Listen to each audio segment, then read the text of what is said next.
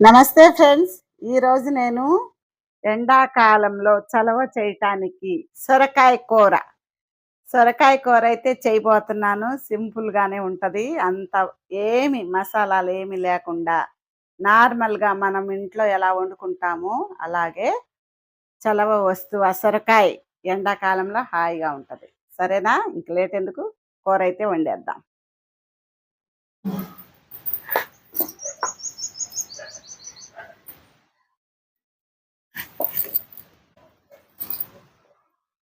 కాయలో కాస్త మచ్చొచ్చిందండి మధ్యలో.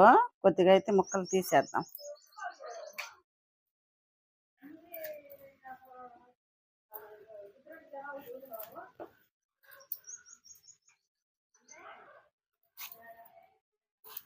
పై తోలంతా తీసేసుకుందాం.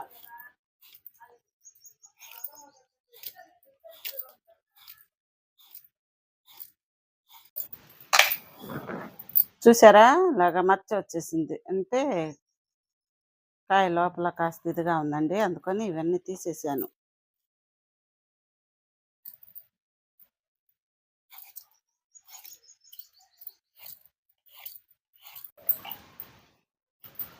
శుభ్రంగా నీళ్ళలో వేసి కడిగి ముక్కలు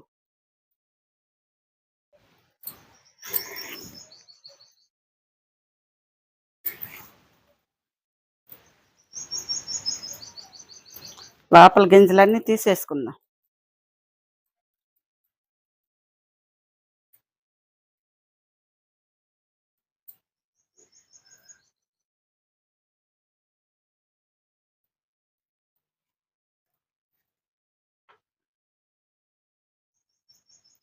చిన్న చిన్న ముక్కల్లాగా కట్ చేసుకుందామండి.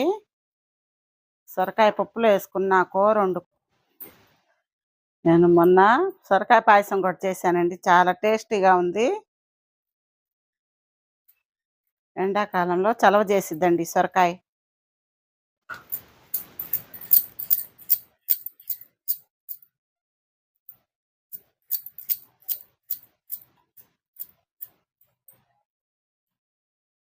ఒక పెద్ద ఉల్లిపాయకి కూడా సన్నగా ముక్కలు చేసుకుందాం.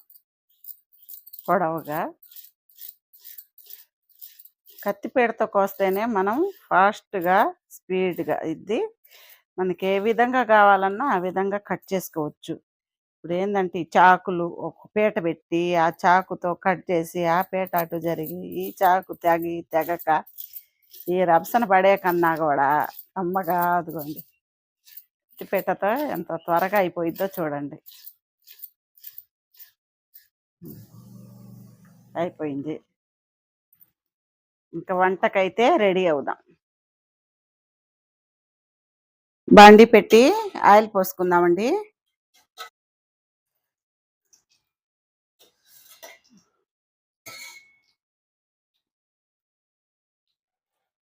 ఈ గెంటితో గెంటిన్నర ఆయిల్ అయితే పోసాను గుంట గెంటితో.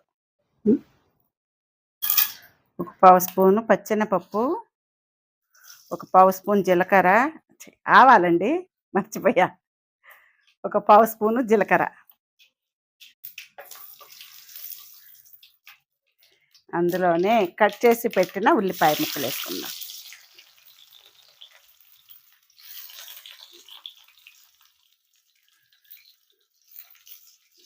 ఉల్లిపాయలు బాగా ఫ్రై అవ్వాలి. బ్రౌన్ కలర్ వచ్చేంత వరకు ఈ తాలింపుని ఏగనిద్దాం.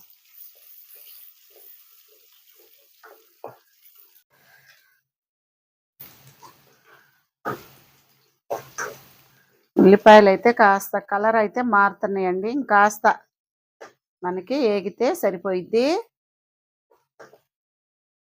ఎండలైతే మామూలుగా లేవు అసలు. చెమటలైతే కారిపోతున్నాయండి. తెల్లారేపాటికి సెగ పెళ్ళమని వచ్చేసేస్తుంది ఇంటి ముందుకి. ఇవాళ దోశలు తిన్నాము. నీళ్ళు బాటిళ్ళు తాగి తాగి చల్లటి నీళ్ళు తాగుతుంటే ఎంతో హాయిగా ఉంది ఆ దోశలు తిన్నందుకు. ఎండాకాలంలో ఇడ్లీలు, ఆవిరికుడు అలాంటివి తప్పితే నూనె వస్తువులు తినకూడదండి. తాలింపు వేగింది. కట్ చేసి పెట్టుకున్న సొరకాయ ముక్కలు కూడా వేసుకుందాం. మంచిగా పెరుగన్నం, ఉల్లిపాయ పచ్చిమిరకాయ నంచుకొని పొద్దున్నే పెరుగన్నం తిన్నా కూడా చల్లగా హాయిగా ఉంటుంది. చిక్కటి మజ్జిగ పోసుకొని రాగి జావ తాగినా కూడా హాయిగా ఉంటుంది. ఇక నుంచి ఆ పనే చేయాలండి. ఈ దోశలు, ఈ నూనె వస్తువులు ఇవన్నీ ఆపేసేయాలి. ఇవన్నీ సొరకాయ కూడా బాగా మగ్గాలి.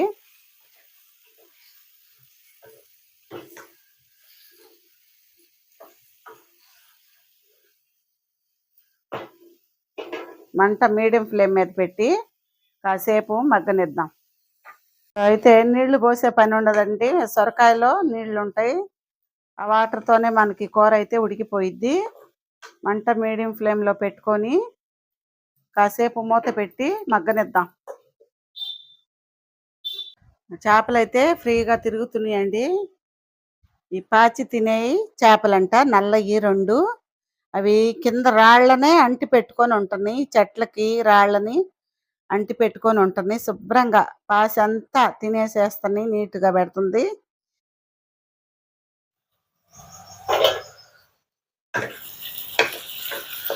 ఒకసారి అయితే కలుపుకుందామండి. ఇవి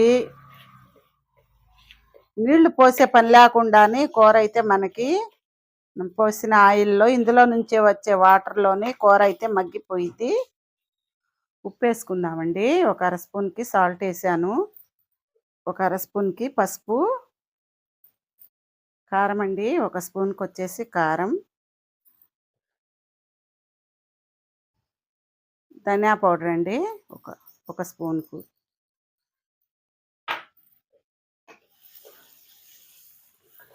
ఉప్పు, పసుపు, కారం, ధనియా పౌడర్ వేసాను. కాసేపు అయితే మగ్గనిద్దాం. చూడండి, కూర అయితే మనకి 30% ఉడికింది.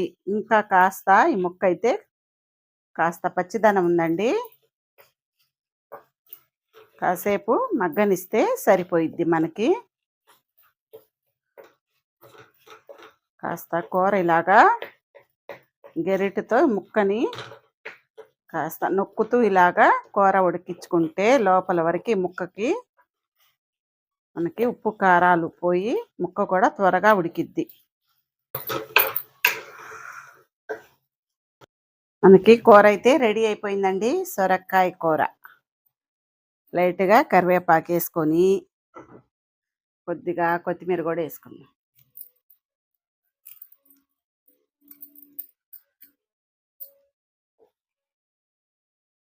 ఇంతేనండి, సొరకాయ అయితే రెడీ అయిపోయింది.